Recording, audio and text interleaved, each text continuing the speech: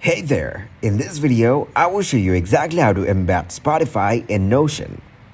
First of all, open up the Notion app. After getting into Notion, click to add a page from the left side dashboard. Enter the title for your page. Then open up the web browser and search here open.spotify.com. Once you get into your Spotify account, click to open an album. Now right-click on any song and click on Share. Then tap on Embed Track from here.